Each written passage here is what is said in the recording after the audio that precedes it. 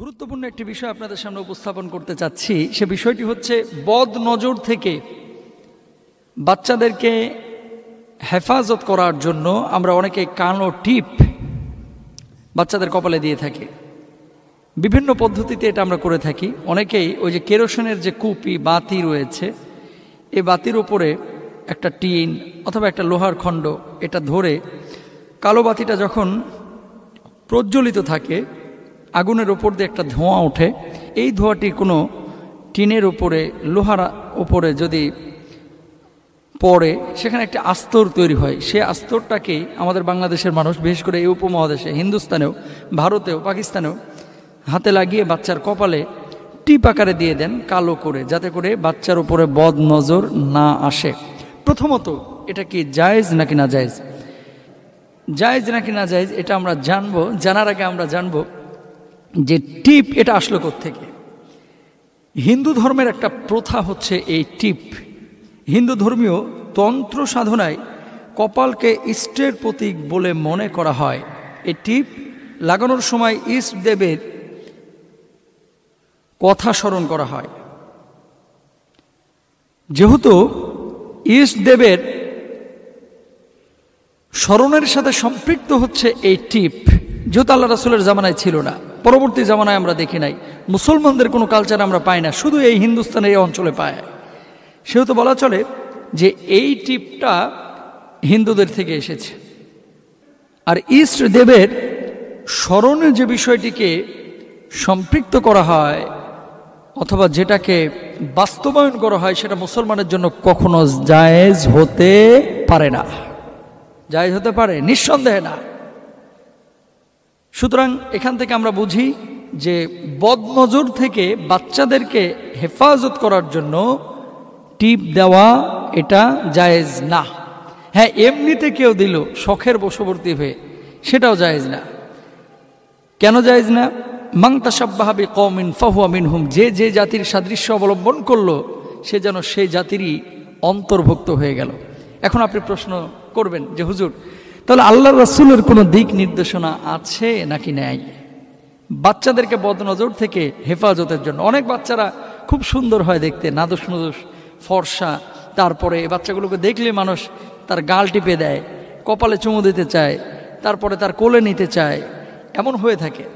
প্রথমত হচ্ছে আরেকজনের বাচ্চাকে এভাবে স্পর্শ না করাই উচিত। তবে সমস্ত বাচ্চাদেরকে আদরের দৃষ্টিভঙ্গি নিয়ে ভালোবাসার দৃষ্টিতে দেখা, এটা নবীজি সাল্লাল্লাহু আলাইহি ওয়াসাল্লামের সুন্নাহ।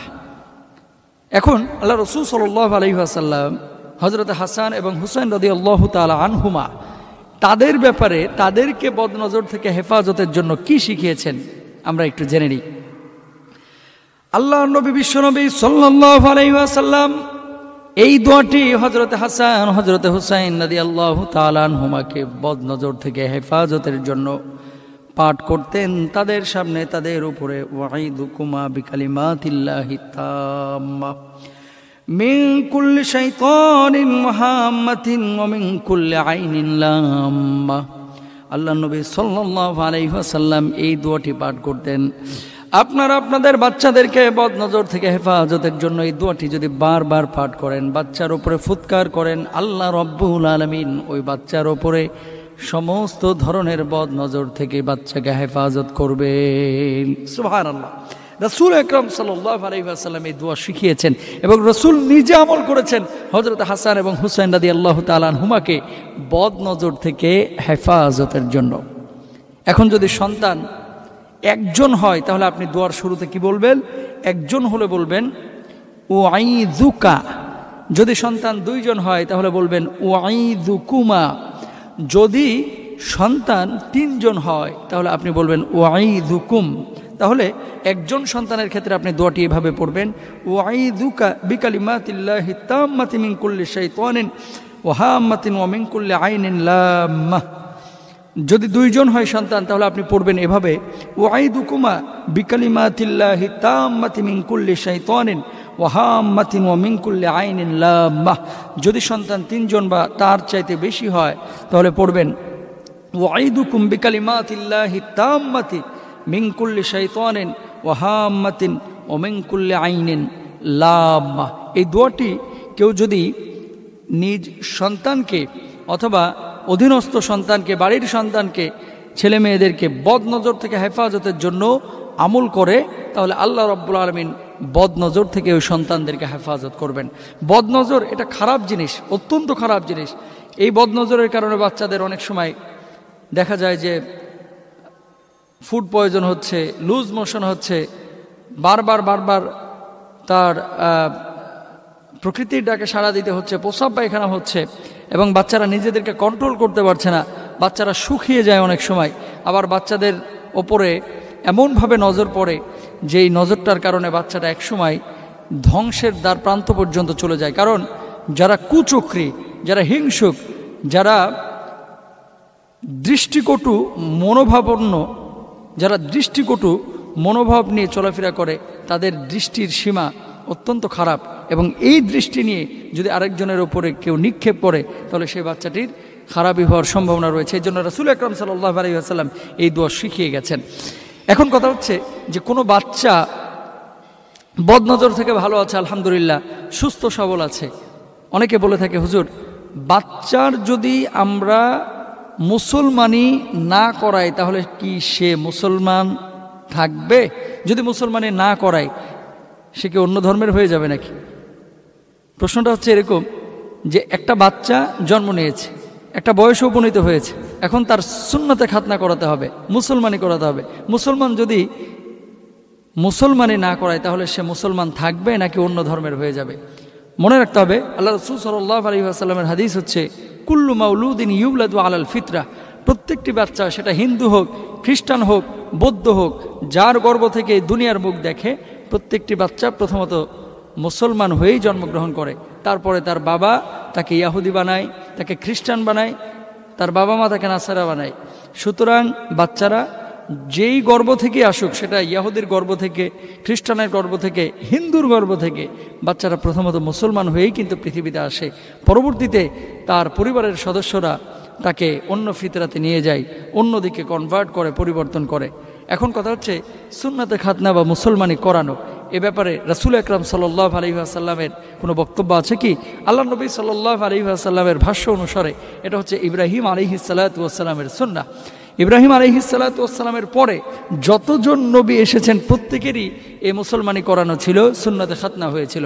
এবং বিজ্ঞানও বলছে, যার সুন্নাতে খাতনা করা থাকে, যার মুসলমানি করানো থাকে, তার ওই স্থানে, লজ্জা স্থানে জার্ম থাকে না, জীবাণু থাকে না, এবং সন্তান জন্মদানের ক্ষেত্রে, শুক্রাণু ডিম্বাণুর মিশ্রণের ক্ষেত্রে তার এই লজ্জাস্থান যতটা সক্ষমতা অর্জন করে, যারা মুসলমানি করানো থাকে না তাদের এই লজ্জাস্থান এতটা সক্ষমতা অর্জন করতে পারে না। সুতরাং বিজ্ঞান যেহেতু এখন স্বীকৃতি দিয়েছে, এই স্বীকৃতি কিন্তু নবী আলাইহিস সালাতু ওয়াসসালাম মুহাম্মদ রাসূলুল্লাহ সাল্লাল্লাহু আলাইহি ওয়াসাল্লামের জন্মেরও বহু বছর আগে আল্লাহ সুবহানাহু ওয়া তাআলা ইব্রাহিম আলাইহিস সালাতু ওয়াসসালামের মাধ্যমে আমাদেরকে শিখিয়ে গেছেন।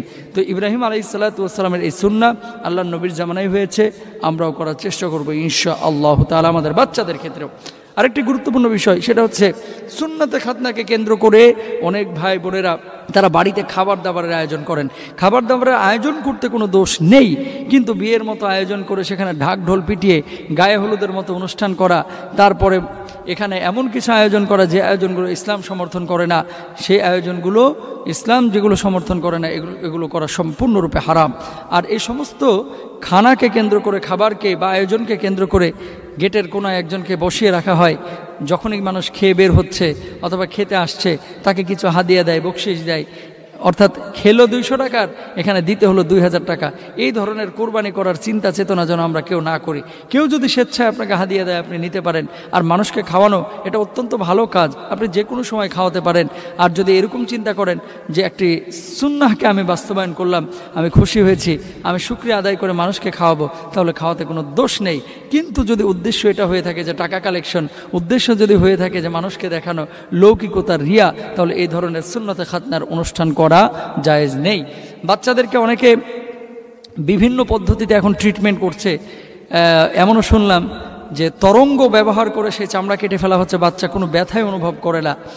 আবার এমনও শুনলাম যে এখানে আপনার লেজার ট্রিট করা হচ্ছে।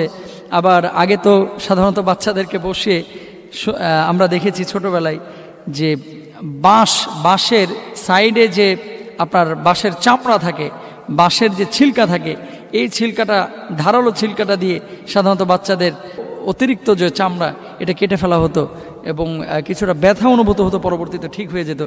ইনজেকশন পুশ করে অবশ করে লজ্জাস্থান কর্তন করা হয়। অনেকে বলে যে ইব্রাহিম আলাইহিসসালাম কি এভাবে কর্তন করেছেন? দেখুন ভাই, আসলে কর্তন করাটা হচ্ছে সুন্নাহ, এবং যতটুকু চামড়া ফেলাতে বলেছেন অতিরিক্ত, সেই চামড়াটা ফেলিয়ে দেওয়া হচ্ছে সুন্নাহ। এখন আপনি লেজার ট্রিটের মাধ্যমে হোক, আপনি এখন বাঁশের চটির মাধ্যমে হোক, অথবা আপনি ইনজেকশন দিয়ে ছুরি বা চাকুর মাধ্যমে হোক, আপনি কাটলে এই সুন্নাহটা আদায় হয়ে যাবে। আল্লাহ তাআলা আমাদের সবাইকে বুঝার তৌফিক দান করুন এবং সকল প্রকারের বিদআতি কাজ, শিরকি কাজ, যে সমস্ত কাজগুলো ইসলাম সমর্থন করে না, এই সমস্ত কাজ থেকে আমাদেরকে হেফাজত করুক। হাদা মা ইনদি ওয়াল ইলমু ইনদাল্লাহ। আসসালামু আলাইকুম ওয়া রাহমাতুল্লাহ।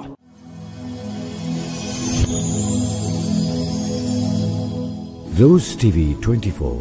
Enjoy by listening to the Holy Quran.